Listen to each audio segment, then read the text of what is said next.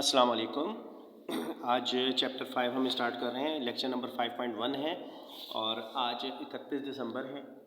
कल से आपकी विंटर वेकेशंस हो रही हैं। शायद 10 दिन के लिए आपकी क्लासेस ऑफ भी रहेंगी। इस सब में मैं कोशिश करूँगा कि वो जो रिवीजन के जो लेक्चर्स हैं जो कि मिसिंग हो गए हैं और उसमें स्केलर्स एंड वेक्टर्स और चैप्टर 3 के कुछ स्टार्टिंग थे जो कि हमने ऑनलाइन यूट्यूब पे नहीं डाले थे उन्हें उन लेक्चर्स को रिकॉर्ड करके और यूट्यूब पे डाल दिया जाए। बहरहाल हम वो कर लेंगे और छुट्टियों में अगर आप रिवीजन में ये लेक्चर्स वॉच कर सकें तो आपके लिए बहुत अच्छा हो और साथ ही साथ इनकी प्रैक्टिस कर लें ताकि फाइनल एग्ज़ाम्स की प्रिपरेशन भी साथ के साथ होती रहे। चैप्टर का नाम है torque, angular momentum and equilibrium. कल हम लफ्ज़ इक्विलिब्रियम को थोड़ा सा डिफ़ाइन करके गए थे और हमने ये बात कही थी कि equilibrium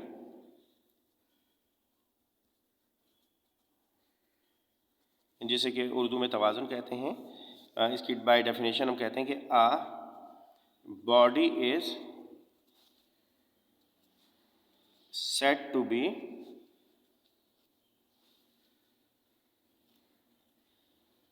in equilibrium if no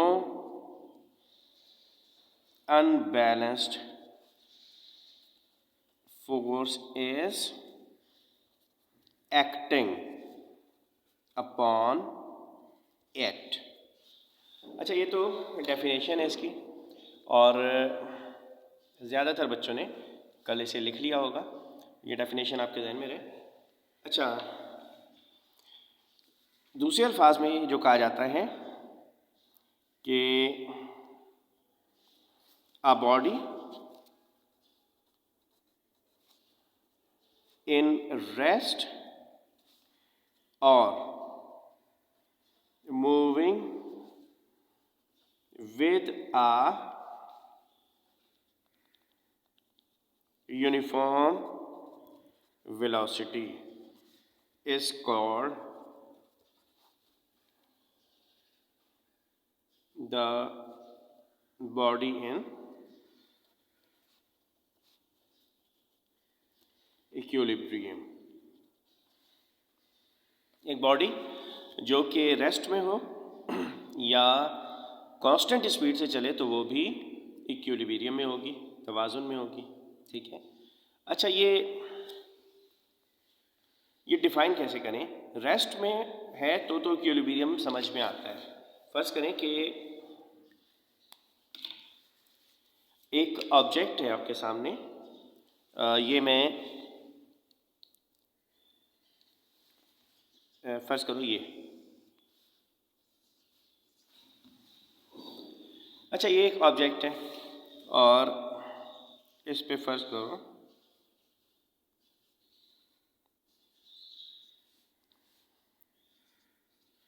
ये कोई शख्स है जो कि ट्रैवल कर रहा है इसके या ट्रैवल करना चाहता है। ठीक है। अच्छा, ये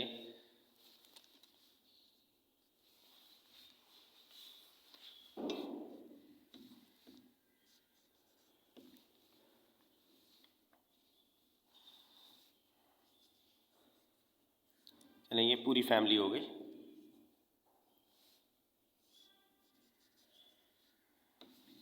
अच्छा, ये दोनों हैं, अब ये जाना चाह रहे हैं कहीं और ये जो इनका ये बोर्ड है, स्केटिंग बोर्ड टाइप समझ लें आप। इस पर अब ये दोनों रेस्ट में है। रेस्ट का मतलब क्या होता है कि वेलोसिटी में कोई चेंज नहीं आ रहा है। वेलोसिटी अगर ज़ीरो है तो एक्सेलरेशन होता है change in velocity divided by time. Velocity नहीं है तो चेंज इन वेलोसिटी भी नहीं है। ठीक है। तो इसका मतलब है कि एक्सेलरेशन भी ज़ीरो हो जाएगा। ठीक। अब एक्सेलरेशन ज़ीरो है तो फोर्स किसके इक्वल होती है? ये ma के इक्वल होती है। मास कुछ भी हो, एक्सेलरेशन अगर ज़ीरो है तो फोर्स आएगी ज़ीरो।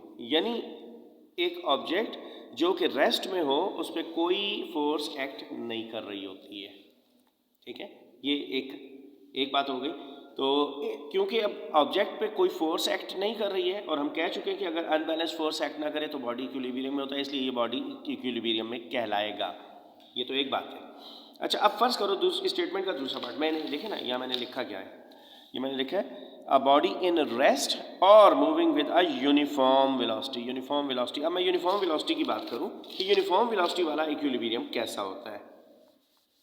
देखें ये कोई शख्स है, ये इसी बोर्ड के ऊपर जा रहा है और इसके ऊपर vi इसकी है 3 मीटर्स पर सेकेंड, ये इसकी स्पीड है। अच्छा, थोड़ी देर बाद यानी 5 सेकंड के बाद मैं दोबारा इसकी स्पीड देखता हूँ vf, ये फिर 3 मीटर्स पर सेकेंड आती है, यानी कोई चेंज इन वेलोसिटी नहीं हुआ है। मैं ये कहना चाह रहा हूँ कि एक ऑब्जेक्ट है जो कांस्टेंट स्पीड से चल रहा है, इसकी पहली वेलोसिटी भी 3 मीटर्स पर सेकंड, इसकी आखिरी वेलोसिटी भी 3 मीटर्स पर सेकंड है, टाइम 5 सेकंड लग गया। मैं कहूँ कि चेंज इन वेलोसिटी बताओ क्या होगा, यानी vf माइनस vi कितना होगा, तो आप कहेंगे 3 माइनस 3 कर दो यानी कि 0। तो इस केस में चेंज इन वेलोसिटी कितना है, 0 है, टाइम है 5 सेकेंड्स। अब मैं कहूँ कि भाई इसका एक्सेलरेशन कैलकुलेट करो, तो कैसे करोगे? एक्सेलरेशन का फॉर्मूला हमें पता है कि change in velocity divided by time होता है। चेंज इन वेलोसिटी का मतलब फाइनल माइनस इनिशियल वेलोसिटी होता है, टाइम नीचे आता है। और अगर मैं यहाँ पर vf की बात करूँ, vf है 3 मीटर्स पर सेकेंड और vi ये भी 3 मीटर्स पर सेकेंड है, टाइम 5 सेकेंड्स है। तो 3 माइनस 3 0, 5 नीचे है, 5 से डिवाइड करेंगे, 0 को जब 5 से डिवाइड करेंगे आंसर 0 आ जाएगा, एक्सेलरेशन हो गया 0।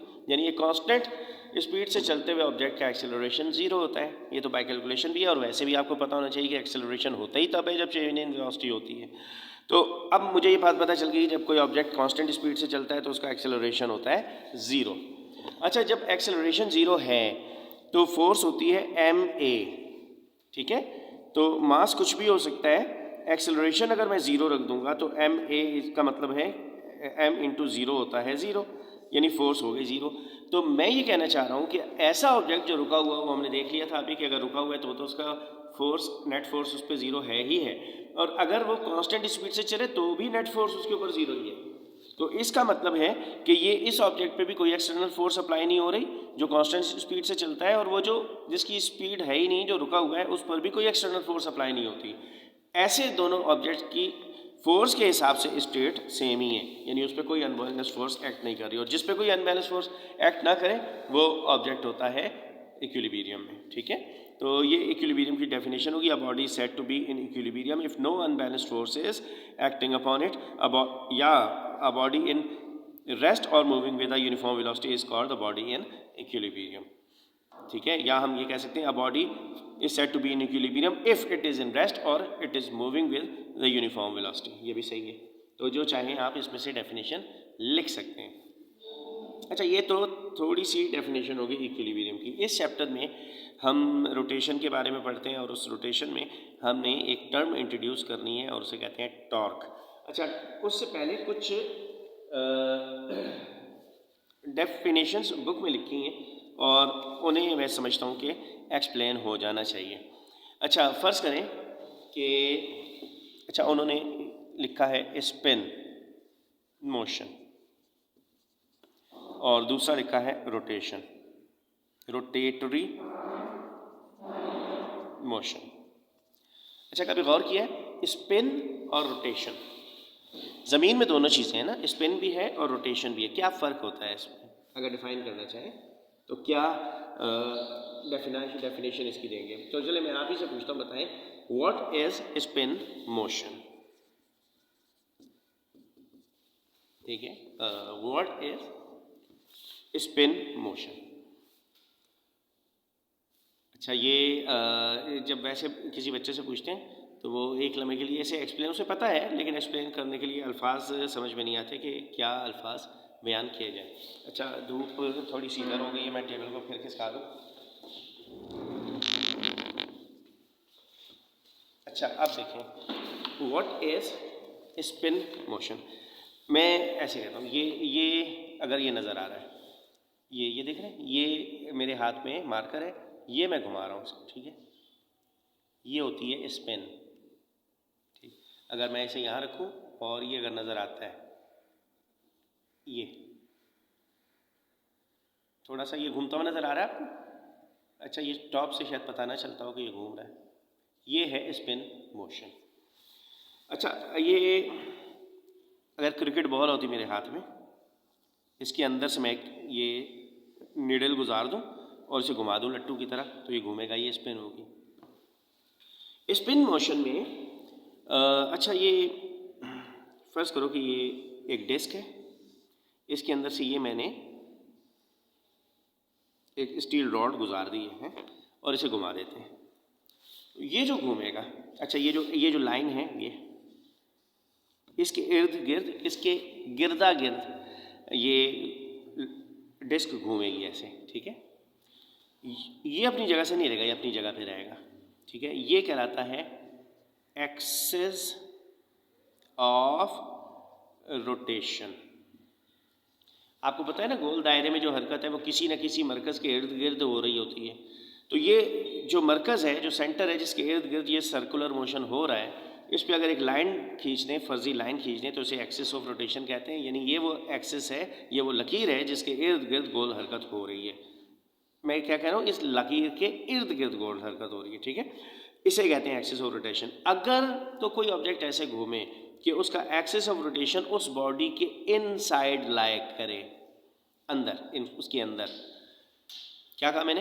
अगर कोई ऑब्जेक्ट ऐसे रोटेट करे, ऐसे घूमे कि उसका एक्सिस ऑफ रोटेशन इस बॉडी के अंदर मौजूद हो, तो ऐसे मोशन को स्पिन मोशन कहते हैं। क्या कहा मैंने? Rotation of a body whose axis of rotation passes from itself is called spin motion, ठीक है। यही डेफिनेशन मैं इसकी लिखता हूँ, फिर हम रोटेशन की बात करेंगे तो ये और ज़्यादा वाज़ेह हो जाएगा ना। तो हेडिंग आप बनाएंगे स्पिन मोशन। ये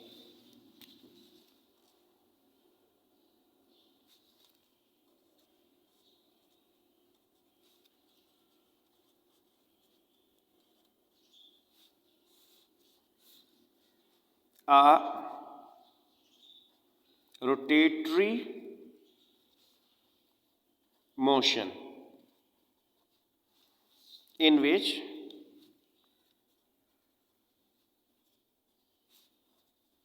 axis of rotation passes from the body itself is called spin motion। अच्छा, स्पिनिंग टॉप इसकी एग्जांपल है। स्पिनिंग टॉप समझते हैं किसको कहते हैं? स्पिनिंग टॉप कहते हैं घूमते हुए लट्टू को, ठीक है। तो लट्टू अगर जैसे घूमता है, आपने देखा है ना कैसे घूमता है, तो वो एग्जांपल होती है स्पिन मोशन की। और वो कई एग्जांपल्स हो सकती हैं। अगर आप क्रिकेट बॉल को ऐसे घुमा दें एक जगह पर, तो वो भी स्पिन मोशन होगी। अब ये मैंने घुमा दिया, ये भी स्पिन मोशन है, ठीक है। अच्छा, अब एक दूसरी हरकत भी होती है ना, और वो फ़र्ज़ कर लें कि मैं एक ये मैंने रस्सी से एक ऑब्जेक्ट को बांध दिया यहाँ, और इसको बांधने के बाद मैं इसे घुमाता हूँ इसे, ठीक है। ये दायरे में ये अब घूम रहा है। अच्छा, आपने यहाँ से आपने इसको पकड़ा हुआ है और आप घुमाए जा रहे हैं इसको, ठीक है। अच्छा, जब आप इसे घुमाते हैं, अब आप जब इसे घुमाते हैं आप ऐसे, ठीक है, ये बॉडी का कौन सा वाला है? बॉडी ये, ठीक है। अच्छा, ये बॉडी है, घूम कैसे रहा है? ये ऐसे। एक्सिस ऑफ रोटेशन कहाँ आएगा? मैं इस आदमी को हटा देता हूँ यहाँ से। एक्सिस ऑफ रोटेशन आएगा ये, ठीक है। अब आप क्या कहेंगे? ये बॉडी है जिसका एक्सिस ऑफ रोटेशन इस बॉडी के अपने अंदर से पास नहीं हो रहा है, ठीक है। अगर ये अपने अंदर से पास हो रहा होता तो ये ऐसे घूम रहा होता ना, ऐसे, तो हम कहते हैं एक्सिस ऑफ रोटेशन। अब ये घूम रहा है ऐसे, तो एक्सिस ऑफ रोटेशन सेंटर तो ये बन जाएगा ना, ये मेरी फिंगर है जहाँ, ये सेंटर है। तो एक्सिस ऑफ, और इस सेंटर पर से लाइन यू क्रॉस कर दें, पास कर देंगे ऊपर।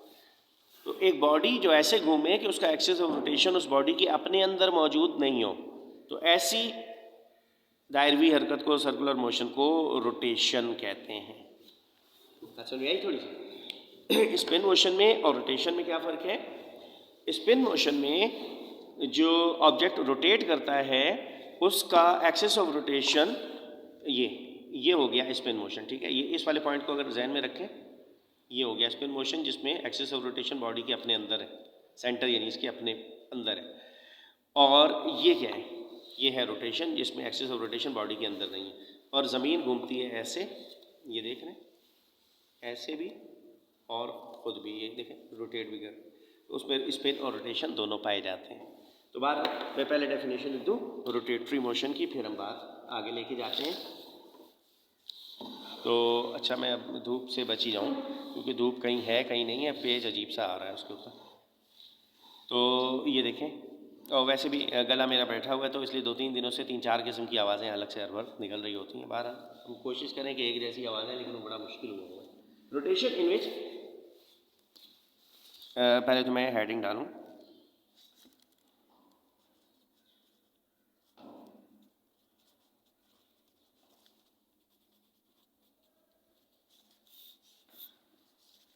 Rotation of a body in which axis of rotation is outside the body is called rotatory motion। ठीक है, ये डेफिनेशन अब ये आप लिख लेंगे तो हमारी अंडरस्टैंडिंग थोड़ी बेहतर हो जाएगी। ये शॉर्ट क्वेश्चंस में ये क्वेश्चन आया करता है, और शॉर्ट क्वेश्चन में क्वेश्चन ऐसे होता है कि आप बताएं कि स्पिन मोशन की डेफिनेशन क्या है। समटाइम्स उसमें पूरा लिखा होता है कि rotatory motion in which axis of rotation passes from the body itself is called dash, और नीचे 3-4 ऑप्शंस दिए होते हैं। और रोटेटरी मोशन में अ body in which the axis of rotation doesn't pass from the body itself is called dash, और उसमें 3-4 options लिखे होते हैं। तो आपने चुन के ये सही ऑप्शन लिखना होता है, और ये तभी पॉसिबल हो सकता है जबकि आपने इसे एक दफ़ा पढ़ रखा हो और आपके इल्म में हो कि ये कौन सी वाली बात हो रही है। ठीक है, अच्छा, ये थोड़ी सी डेफिनेशन है फंडामेंटल्स जो इस चैप्टर की आपके सामने आ गई। इसमें एक तो आपको इक्विलिब्रियम की डेफिनेशन पता चल गई, रोटेटरी मोशन की पता चल गई, स्पिन मोशन की पता चल गई, और हमने इनफैक्ट स्टार्ट करना था टॉर्क। ये 2 डेफिनेशन मैंने इसलिए लिखी कि मैंने इसमें शॉर्ट क्वेश्चन तुम्हारे 5 ईयर में देखा हुआ है। अच्छा, अब देखें, आपके सामने मुझे आज स्टार्ट करना था टॉर्क। अच्छा, वो मेरे बच्चे जो इसे टॉर्क्यू बचपन से पढ़ते हुए आ रहे हैं, वो इसे अब से टॉर्क कहा करें।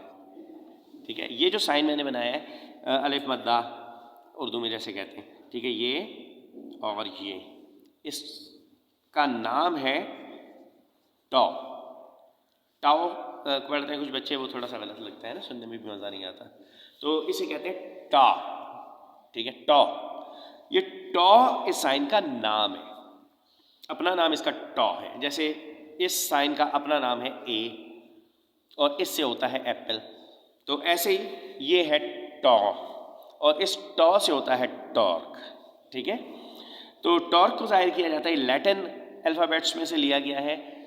जैसे हम पढ़ते हैं A for apple, B for balloon, वो पढ़ते होंगे टॉ फॉर टॉफ़ियाँ वगैरह कुछ और पढ़ लेते होंगे, बाहर उनके ज़बान में जो भी होता होगा। टॉर्क हमने पढ़ना है। टॉर्क फोर्स के रोटेटिंग इफ़ेक्ट को या टर्निंग इफ़ेक्ट को कहते हैं। अच्छा, कभी आपने गौर किया कि अगर मैं आपके सामने ये एक बना दूँ, ये स्क्रू बन गया है, ठीक। अच्छा, अब इस पे ये मैं एक और चीज़ बना रहा हूँ। बॉयज़ जानते हैं कि ये मैं क्या बना रहा हूँ। बॉयज़ मैंने इसलिए कहा कि आम तौर पे अब्बा जान के साथ बॉयज़ काम करते हैं टूल्स वगैरह का, तो ये नाम उनके सामने आते रहते हैं। और क्योंकि आज का फर्स्ट ईयर के बच्चे तो मोटरसाइकिल्स वगैरह भी चलाते हैं ना, तो उसकी रिपेयरिंग वगैरह के कामों में जब जाते हैं किसी मिस्त्री के पास, किसी मैकेनिक के पास, तो इस टाइप के टूल्स उन्हें देखने को मिलते हैं, ठीक है। इस वाले टूल को क्या कहते हैं आप? पाना, ठीक है। अच्छा, पाने से मतलब रेंच। तो ये पाना है, ये इस पाने का अपोजिट खोना नहीं है, ये पाना टूल है, ठीक है। अच्छा, अब एक तो ये आपने कभी महसूस किया कि ये जो बोल्ट है इसे उंगलियों से नहीं खोलते हम, इतना दूर इन्होंने ये लगाया हुआ, यहाँ से खोलते हैं। अच्छा, कभी गौर किया है कि दरवाजे पर, जैसे कि ये दरवाज़ा है, ये कोई दरवाज़ा लगा हुआ है, ठीक है, और इस दरवाजे को ये हमने थोड़ा सा खोल भी दिया है ना, ये, और यहाँ हैंडल लगा हुआ है। अच्छा, कभी गौर किया है, अच्छा यहाँ से कोई आदमी अब झांक भी रहा हो अगर, अच्छा वो झांकता हुआ आदमी जो है वो इसमें फंस जाएगा ऐसे। ये बना दिया हमने दरवाज़ा, ठीक है। ये है एक्सिस ऑफ रोटेशन दरवाजे का, ठीक है, यहाँ से यहाँ ये एक्सिस ऑफ रोटेशन है, यहाँ हैंडल लगा हुआ है। आपने कभी गौर किया कि हैंडल दरवाजे में उस तरफ लगाते हैं जिस तरफ से वो खुलता है? अपने दरवाजे में देखें, आपका हैंडल दरवाजे में ठीक उस तरफ लगा हुआ है जिस तरफ से कोई दरवाज़ा खुल सकता है, ठीक है। आप ये नहीं देखेंगे कि हैंडल इधर लगा हुआ हो ऐसे, इसका कोई फ़ायदा ही नहीं है ना, यहाँ उसको घुमाते रहेंगे क्या होगा, खुलना तो इसको इसी तरफ से। अच्छा, ये लगा हुआ है इस तरफ। अच्छा, क्या समझते हैं आप अगर मैं आपको कहूँ कि इस बोल्ट को यहाँ से पकड़ के घुमाएं इस जगह से, तो आप कहेंगे नहीं ये मुश्किल होता है। ये जो साथ हमने टूल लगा दिया है जिसे पाना कहते हैं, रेंच कहते हैं,